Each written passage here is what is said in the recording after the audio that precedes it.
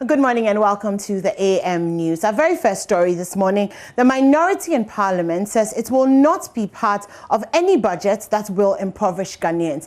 The NDC MPs want government to cut down on expenditure and are also cautioning against the introduction of new taxes. But the majority MPs believe any measure adopted by the government in ensuring the recovery of the economy from the ravages of the COVID-19 pandemic is justifiable. Some of the MPs have been sharing their expectations ahead of today's budget. Are tight. Ghanaians are complaining. The cost of living is very, very high, given the fact that the rate of inflation is 10.6%, and we are witnessing an average increment in salaries at about 4%, and also the high cost of living, both with food inflation and non-food inflation, especially petroleum products, which has a cascading effect on the general cost of living. I expect that the minister would come up with some mitigating measures, especially cost-cutting measures in some sectors that he can accommodate. When things are tough, when the economy is tough, what you do is to cushion people. I've heard the issue of COVID. It's true that COVID might have an impact, but Ghana is not an island. We have examples in Senegal, in Tanzania, in Kenya, in Ethiopia. They are our contemporaries, even Cote d'Ivoire. They are not coming out with such astronomical tax measures. Because tax increments can also be a disincentive towards productivity. But we need to maximize revenue. Yes, you need to maximize revenue. Because of COVID, businesses are struggling. Already revenue is being maximized. The GRA has indicated that they are meeting their targets. Petroleum products alone, we are making a windfall of about 600 million. Cocoa production has gone beyond 1 billion. And so when it comes to the revenue measures, I am convinced that we are meeting the revenue targets. We're with GRA at Imprayaso. They told us that their target that has been set, they are achieving that target. And so if they are achieving that target, if there's a windfall with oil revenue, if there's a windfall with cocoa prices, and so revenues are increasing, we'll be looking at the figures. We'll interrogate them. We'll be interrogating the figures, both tax revenue and non-tax revenue. But from the report I'm getting, the revenues are not that bad. It's the cost or the expenditure side that we ought to look at and see whether we can cut costs and balance the budget. I think that should be the main issue. The key problem is the debt servicing. Let's be honest, it's the debt servicing in terms of the interest payment and the principal, which is the amortization. That is where the challenge is. And so I think that we should look at that. The other area is where we are paying, but we are not reporting for. There are a lot of payments that we do. If you take Get Fund, if you take ESLA, if you take the Sinohydro facility, and some other areas that the state pays. But for very strange reason, the state has decided that it's not part of our national debt. And yet we are paying for that. That puts a huge strain. Meanwhile, Speaker Alban Bagbin has warned the legislature will under no circumstance accept a cut and erratic release of its allocation. According to him, the situation where Parliament literally begs the executive for financial releases will not happen this time, warning any attempt to deny Parliament the required allocation will influence how the House cooperates with consideration of the estimates for the various sectors of the economy. In Parliament itself, after the approval, will have to go cap in hand, begging the ministry for the release of its own budget estimates. There's no way that I would tolerate that. No. We won't go to the Ministry of Finance to beg for the release of our estimates. It must be done, like it's done for others. And so, it's refreshing to note that the issue that we are raising here, particularly dealing with public goods and services for the citizenry, is so crucial at this time, where the people of Ghana are looking up to us for hope. I can tell you that the word politics or politician now sounds so sour in the mouth of many Ghanaians. They don't want to hear it at all, but we cannot do without it. What do we do to bring up the spirits of the people? So Parliament is the hope, and we cannot afford to fail the people of Ghana. So while these factors are very important, I think there's a need for us to go beyond that. Now, in the Ashanti region, traders are particularly dissatisfied with the rising cost of general goods and services and are expectant that the 2022 budget statement will ease the cost of doing business. Mona Lisa Frimpong has more in this report. The 2021 budget statement and economic policy promised to raise 72 billion Ghana cedis revenue to the government and increase GDP by 5%. Now, whether this can be achieved or not, we wait to see when the budget is read. Since the beginning of the year, the prices of flour, sugar and margarine have increased significantly. Courageous woman, a flour dealer at Asafo, sits leisurely at her shop. The introduction of additional taxes and high freight charges are her biggest fears. We're importing Nioma. Fleet, ubetuya some charges bebre, and sana ubedri hanmwa. Freight charges are high. When our goods are imported, we are made to pay other different charges. How do we make profit? But would they be chrome hano? Charges a gusuono, yabejono, and on a wusadi gu nyomanoso. Now watch it, and son what me and yabin when your profit. Osai Kwating is worried the price hikes of flour have affected the purchasing power of bakers. Those who are in the flour business, for instance, we're having a lot of challenges. This morning, today is 15th, we came and then we met an increment on certain price on certain goods. Sugar is going up by about 10 cedis, which is not normal. Other things are going up and we actually don't understand. So we're expecting that we reduce certain things for the bakers.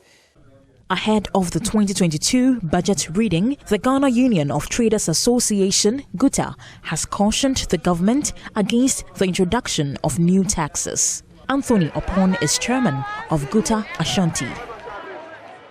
Ahead of the budget release, Ghana Union of Traders Association, GUTA, is expecting no new taxes and, if possible, reduction of some of the taxes, especially on fuel, because the cost of transportation, the way it's escalating, is getting out of hand.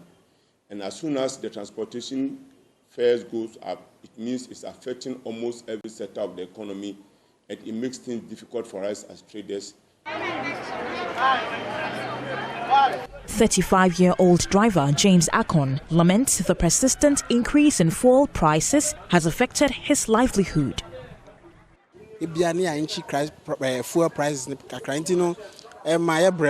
Fuel prices are increased every day. The liters we usually buy are unable to carry us through the day. We are making so much losses, and we want the prices stabilized. To create more jobs, Executive Director for the Center of Economics and Business Research, Gordon Newlove Asamoah, says policies should be put in place to support businesses. In this budget, I expect to see what the Finance Ministry is putting in place or the government is putting in place to help local businesses, the small and medium-scale enterprises. They form the chunk of the employers, and therefore, if government wants us to create more jobs, then it has to pay attention to the local businesses. Most of the tax reliefs are given to foreign companies who come to Ghana to do businesses, neglecting the local ones, especially the medium-scale enterprises. As a citizen, what I would like to hear when the budget is read is job creation, because that's the most important function of every government, as that is going to provide the source of livelihood for many citizens. From Kumasi for Joy News, Mona Lisa Frimpong reporting. So away from the budget, but still in the Ashanti region, new facts are emerging directly linking a lecturer at the Kwame Nkrumah University of Science and Technology to the disappearance of his wife. That's according to the state attorney prosecuting the case. On Tuesday, November 16, 2021, a Kumasi High Court denied a bail application for Dr. Wilberforce Agri, who has been accused of kidnapping his wife, Rodaline Amoah Darko, an employee of the Lands Commission in Kumasi. Counsel Counsel for Dr. Agri filed the bail application after the Asukwa District Court earlier denied him bail and then remanded the accused person to reappear on November 26, 2021. Now, they argued that continuous detention of the lecturer is against his fundamental human rights. Parliamentary has more for us in the following report. According to Defense Counsel, led by lawyer Frederick Kankam, their client was ready to deposit his passport at the court and submit himself to every order as the court may deem fit by his bail condition.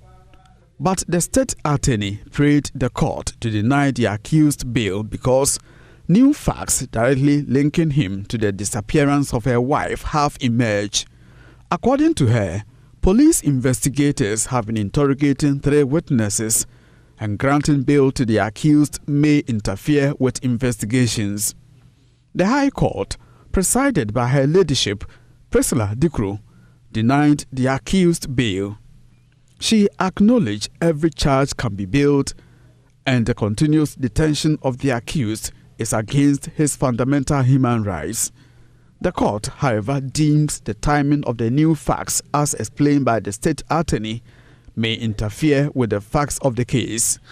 Meanwhile, friends of Rodalyn Amuadako and her work colleagues who were in court say they are satisfied with the court decision to deny the accused bail. They include members of the Ghana Institution of Surveyors and the Lands Commission. Whilst promising their support for the family in search of Rhoda, they are also appealing for justice for their colleague. Regional Lands Officer Stephen Odro-Kwartin tells Joy News the office has been cooperating with police and the National Investigations Bureau. According to him, some officials at the commission have already given statements to the investigative bodies. We've given the police and the NIB the needed support from the word go. Initially, the police came to our office. We wrote a statement. And then I called on my other colleagues to also do same, and we didn't submit it to the police. And then NIB also, officials from Accra came, and then we did same when they interrogated us. And I think based on the evidence or the statement that we submitted have led to what we are seeing today. And that is why the husband was picked. We are happy the bail was not granted today because as I understood the lawyers, there's new evidence, and that has been analyzed, and then we'll see the way forward. Rodalyn Amuadako was the Regional Financial Secretary of the Ghana Institution of Surveyors before her disappearance. Representative of the institution, Amasewa Akwa Abebio, said they were in court to offer support to their disappeared colleague. To tell Rhoda wherever she is that she has a professional body behind her. She has a corporate institution like Lands Commission behind her. And so we will forge ahead and ensure that Rhoda is found, dead or alive. We cannot just sit back and watch such a hard-working, intelligent lady just disappear. All we are seeking is justice for Rhoda. From Kumasi, for Joy News, Parliamentary reporting. And in the NSMQ, old students of Kita Senior High School are hopeful that winning this year's competition will propel the building of a sea defense wall to save the institution from being washed away by the sea. This follows the massive destruction of some communities in the area by tidal waves. Speaking for the old students, Francis Kata said the existence of the school, which is one of the best in the Volta region, is threatened by the sea. So on my left are supporters of the Kita Senior High School, and they're excited about their performance today. They had a landslide victory against Adventist Senior High School here in Kumasi, and also Komuna SHS, Islamic SHS. And I'll be speaking to them on how they found their team's performance. So how was it for you today? Oh, it was a cool job. We knew that from the very beginning. We came here with an agenda. And if you indulge me, let me use this opportunity to say a few things that I penned down during the course of the contest. Okay. I would like to use this opportunity to sympathize with the good people of Keta, in whose name and honor we contest and glorify. The issue of storm surge or tidal wave poses an existential threat to our 68 years of existence as a school, and ultimately many more years as the people of Keta.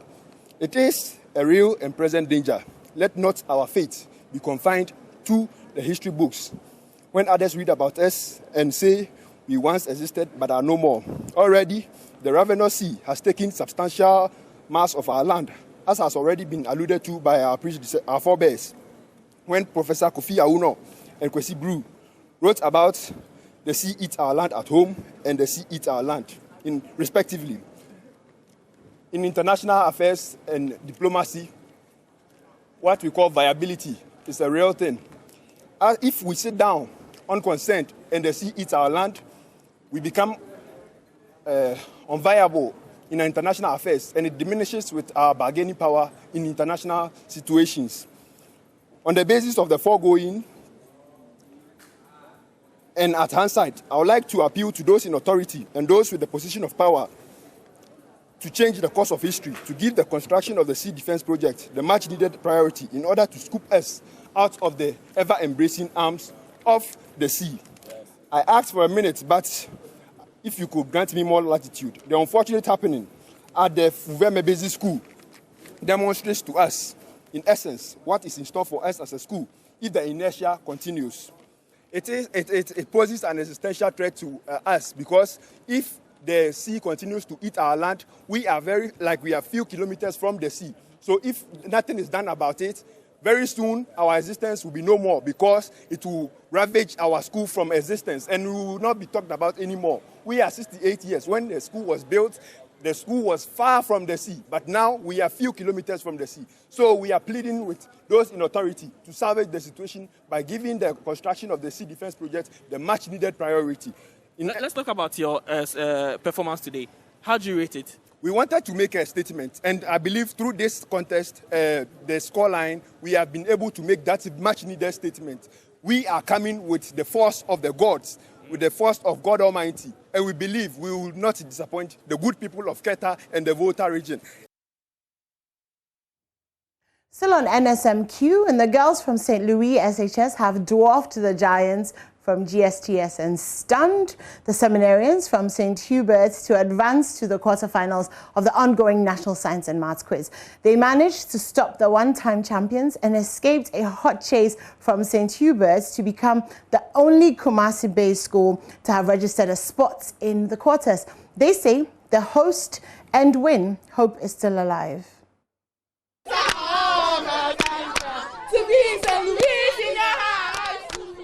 And so you are hearing in the background the action and in fact the jubilation in the background from the girls from St. Louis, where they were reaching up, and what was tagged as impossible now is just unfolding before our very eyes as the possibility.